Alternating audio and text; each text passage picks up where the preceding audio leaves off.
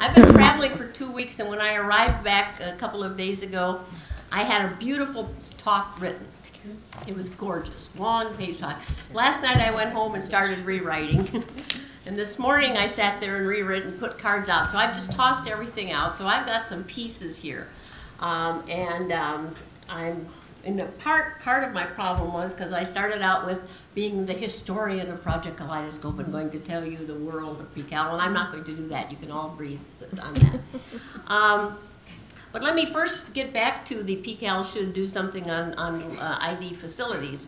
With our new learning spaces collaboratory, of which both PCAL, that PCAL and this AAC&U are a part, we're having a meeting in 2 weeks, and we're spending the whole first afternoon and evening talking about how do you plan learning spaces if your driving institutional goal for student learning outcomes is to prepare innovative thinkers and doers.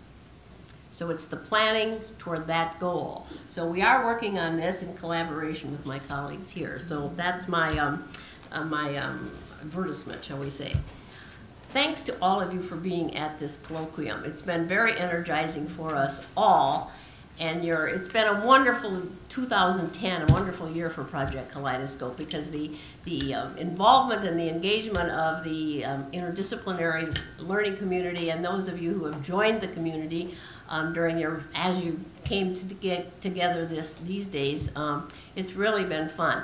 For me personally, it has been a wonderful year. Mike, would you stand up? To work with Mike and Susan. And I would like you to join me in giving them a real good round of applause.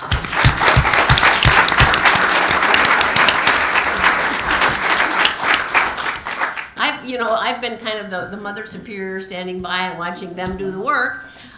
They made sense out of the report some of you sent in, which took a lot of time to do. And so it's been Mike has made it into the office at least 2 or 3 times a month, and it's just been a wonderful team, and it has been an interdisciplinary team. And I hope that you have the same kind of fun working on your teams as we have. I also like to say thank you to Carol and to NSF through Wanda for your support and encouragement and friendship through this time of transition. It's been quite a wonderful year. So I'm going to talk about 4 Ps. I'm going to give you some perspective on Project Kaleidoscope. I'm going to talk to you about people, and I'll let you figure that out in a minute. I'm going to talk about the process of Project Kaleidoscope and the passion of process of Kaleidoscope. And since I wanted to have P's, I had to come up with perspective, because I really wanted to say how important are these reports that people have been talking about this weekend. I think we all have to pay more attention to these reports that are coming out, what they say, how they describe the urgency of the task to be done. I think we all have to pay much more attention to reading reports, surveys, data, telling your stories and listening to stories. And in part I say that because Project Kaleidoscope was really spawned because of reports in the mid-1980s which talked about the dismal state of undergraduate science and the dismal state of graduation rates, and some of us saw it in the dismal state of NSF funding for undergraduate programs, but that's an aside. But NSF was giving no money to undergraduate programs in the mid-1980s, and so they invited 4 groups, and I was one of the persons they invited, to put together a task force to develop recommendations for understanding, shaping programs for undergraduate programs. And the NSF report was really good in helping us think early at the beginning. Now this is the perspective on Project Kaleidoscope, where we should focus and how we should focus our work. But one of the more interesting reports was the Sigma Psi report of 1989, and I had it laying on my bed this morning, and I was going to bring it along to show it. I may have one of the only copies still in existence. But it started out with talking about that the main problem was at the introductory course level. And some of you remember the champagne glass thing where people liked science until they hit the first year in college, and then we lost them all.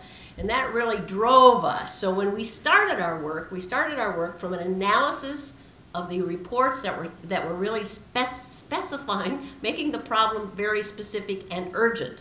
Sigma Psi said this: every year, tens of thousands of academically able students enter college planning to pursue science majors, yet more than half of these students change their intended major for other non-science fields. If science and math departments were for-profit entities, they would go out of business because of the inherent inclination to alienate their customers.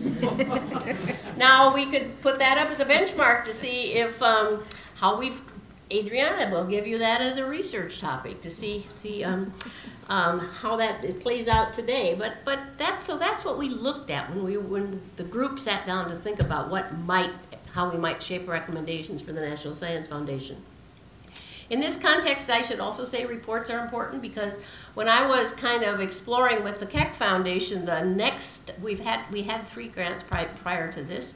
Their next investment in the work of Project Kaleidoscope, I was sitting at my desk kind of zoning out, and I saw the Facilitating Interdisciplinary Research report right in front of me, and I thought, aha. So what we said was we can do the bookend, and you've heard that story, and so I won't go any farther with that. So the beginning of Project Kaleidoscope was then we understood the context, we understood why it was urgent to do something, and we understood how we could make a difference having defined the problem. So now let me put that aside and talk a little bit about the people of Project Kaleidoscope. And I'm going to write a story about this because I got fun doing this, and this was part of my... So I'm going to read you first a list from another report from the National Academy of Sciences. The report is titled the 21st Century Intersection of Science Education and 21st Century Skills. 5 skills. And they say these skills are increasingly valued in the workplace. Adaptability, complex communication skills, non-routine problem-solving skills, self-management, self-development, systems thinkers. And under each of those, they have wonderful paragraphs, and we'll make sure we're going to use this in our facilities planning. If you're trying to build buildings that end up having these are your learning goals, these are from a workshop on 12th grade learning outcomes. These are not college learning outcomes. But what I'm going to ask you to think about today is, do all of you in this room have those skills?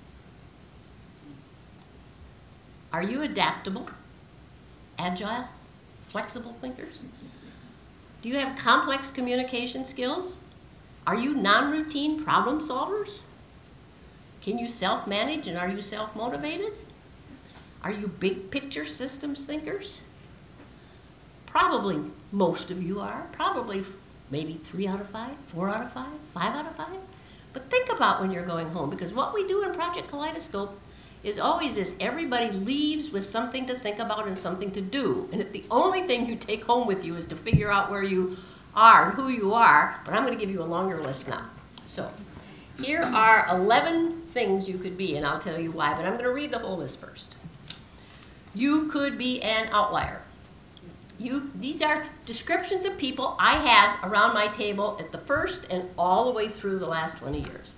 Outlier, pioneer, storyteller, shepherd, village elder, boundary crosser, champion, grassroots activist, scout, Leonardo da Vinci, and positive deviant.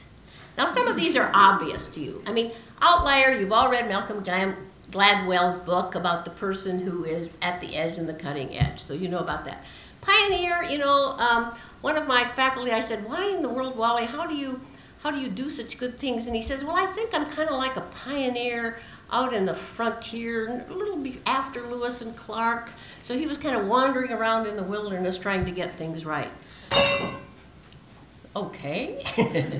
Storyteller, there's a wonderful, wonderful book from the World Bank that talks about once they found out that they could put storytellers on their teams to go into third world countries to change the economy, to bring water plants or new water systems into the thing, and they couldn't get into the culture, they brought storytellers along who would sit down and talk to the people the story of why the innovation was important. It's a wonderful, wonderful book. So think of yourself as storytellers. I'm just giving you, you can say, well, I want to be this, but I don't want to be this. But if I call you up and ask you, Jack, you're going to tell me which one you're going to be, right? Right. Early on in Project Kaleidoscope, for fun, I was reading something from Margaret Mead. I don't know, I have a weird library and I pull things off when I go to bed at night. She talked about the power of the village elder. Now, this is kind of a storyteller. But the village elder is someone who is intentionally deputized to pass the wisdom of the community onto the next generation of leaders. That's why we designed, created, imagined something like the PCAL faculty for the 21st century.